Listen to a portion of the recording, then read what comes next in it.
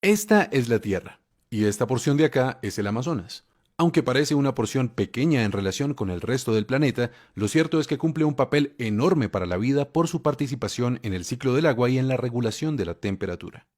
Vamos a hablar sobre esto y del papel que tiene la vida animal para ver la importancia de garantizar la conectividad entre la cordillera de los Andes, la Amazonía y el Océano Atlántico.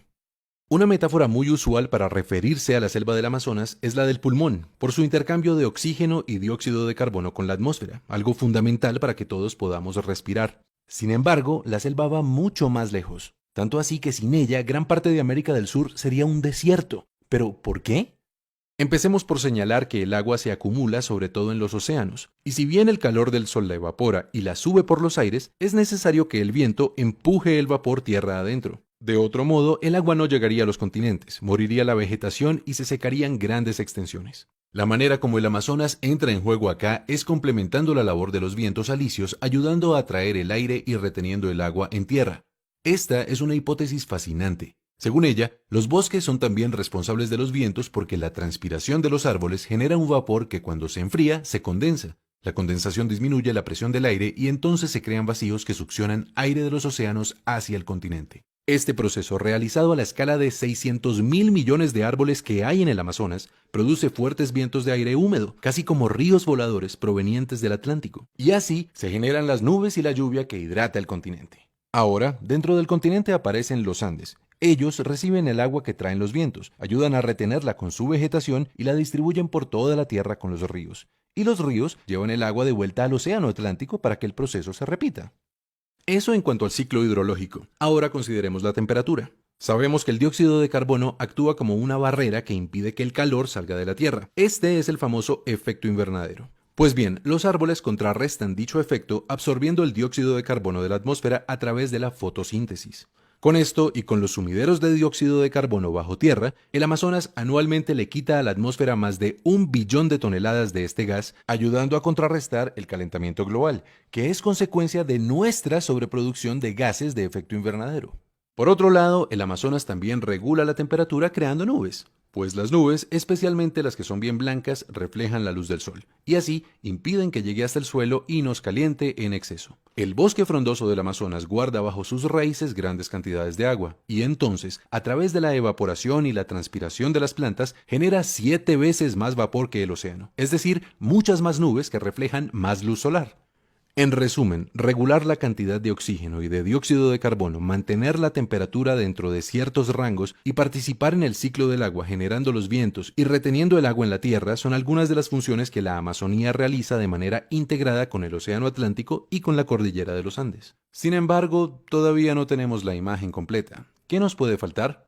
Nada más y nada menos que la vida animal. Todos hemos oído, por ejemplo, de la importancia de las aves para diseminar las semillas de los árboles, pero cada animal, cada planta, cada insecto, también los hongos y los minerales, todos realmente cumplen un papel importante en los procesos físicos, químicos y biológicos de la Tierra. Porque pensando desde una perspectiva más amplia, la Tierra es un solo sistema, un organismo que se regula a sí mismo. Cada entidad que la habita es entonces una parte del engranaje completo, del gran organismo planetario, y por eso de la participación de cada uno depende la resiliencia del todo. Los animales hacen una contribución notoria con sus posibilidades de desplazamiento y con sus metabolismos, pero hay un animal bastante particular, capaz de transformar de maneras nunca antes vistas la Tierra: el hombre. El mundo está poblado por distintas culturas con prácticas y creencias diversas. Los indígenas del Amazonas y también el hombre occidental son grupos humanos que, como todos, hacen parte del gran organismo planetario. Pero las prácticas y las creencias de estos dos grupos suponen relaciones muy distintas entre ellos y el resto de la naturaleza. ¿Cuáles han sido sus relaciones con el Amazonas? Empecemos por los pueblos indígenas. Si bien hay más de 400 culturas diferentes habitando la selva, lo cierto es que a todas ellas les es común una forma de relacionarse con la naturaleza. En su pensamiento y sus prácticas, ellos se fusionan con el aire, con el agua, la vegetación y los animales. Reconocen pues que sus cuerpos, su vida misma es interdependiente con la selva, y de esta manera se comportan como sus aliados. Son miles de años de relación entre el Amazonas y los pueblos indígenas en los que la vida ha sido perfectamente sostenible con toda su diversidad. Y sería un error suponer que lo logran porque no transforman la naturaleza. Hay evidencia de que una décima parte de la tierra alta del Amazonas fue suelo fértil creado por ellos para ser aprovechado. Se sabe también que han afectado la selección de especies por su utilidad en la alimentación y los rituales. Y en todo caso, llegaron a ser millones de personas habitando el bosque. ¿Cómo han logrado ese equilibrio? Con conocimiento.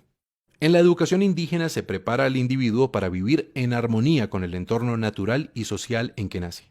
Ellos se transmiten el respeto por los espíritus guardianes del universo, que los llevan a hacer un uso responsable de los recursos y a entender que el consumo afecta el flujo y la distribución de la energía en el sistema global. De forma que sus prácticas son coherentes con estas ideas y buscan mantener el balance que afectan con sus acciones. Así, por ejemplo, los indígenas del Amazonas solían cambiar la ubicación de sus asentamientos cada 20 años, con el propósito de permitir que la naturaleza se regenerara. ¿Y los occidentales? Bueno, su relación ha sido distinta. En lugar de sentirse como un ser integrado dentro de la totalidad, los occidentales se han concebido de manera separada. En su proceso de construcción cultural suelen crear una dicotomía particular entre naturaleza y sociedad. A la naturaleza acuden insistentemente en busca de la materia que les permite crear y sostener el espacio que construyeron para sí, la ciudad. Por eso, el Amazonas ha sido para ellos fuente de madera y petróleo e incluso un estorbo para la ganadería, entre muchas cosas que, en últimas, destruyen el equilibrio entre la selva y sus habitantes. Ha sido, pues, una comprensión insuficiente del equilibrio natural con consecuencias indeseables para la vida misma. Y solo hasta ahora, el occidental empieza a entender la importancia de que su civilización crezca de manera sostenible. Precisamente por eso es que hemos empezado una gran discusión ecológica global. Hoy queremos decir que un paso muy importante en dirección de la sostenibilidad es garantizar la preservación del Amazonas y su conectividad con la cordillera de los Andes y el Océano Atlántico, porque resulta que todas las funciones ecológicas que realiza este ecosistema no las hace solo como una suma de árboles y ríos, de ninguna manera. El Amazonas, el océano y la cordillera deben ser un continuo ecológico a través del cual fluya la energía y la información. Es decir, que fluyan los ríos terrestres y aéreos, el oxígeno, el dióxido de carbono y otros elementos, la roca sedimentaria y también la información genética y las prácticas culturales, para que todo esto en conjunto garantice la diversidad que da mayor resiliencia al sistema entero. La labor que se ha hecho hasta ahora ha sido muy importante y ya está cubierto gran parte del territorio que necesitamos integrar en modelos sostenibles. Los gobiernos han puesto de su parte para crear áreas protegidas y reconocer territorios indígenas, pero nos siguen faltando algunas zonas entre esos parches que garanticen la conectividad. Una conectividad que no solo fortalecerá los servicios ambientales, la resiliencia del planeta y la estabilidad climática, sino que nos dará la oportunidad de articularnos con los pueblos indígenas para repensar nuestra relación con la tierra. ¿Cuál es la mejor manera de relacionarnos con ella? ¿En qué consiste nuestra riqueza? ¿De qué depende nuestro futuro? Esta es una oportunidad que nos puede inspirar para que todos juntos, gobernantes y ciudadanos, busquemos respuestas y tomemos decisiones apropiadas para nosotros, como parte de un gran sistema global, nuestro planeta Tierra.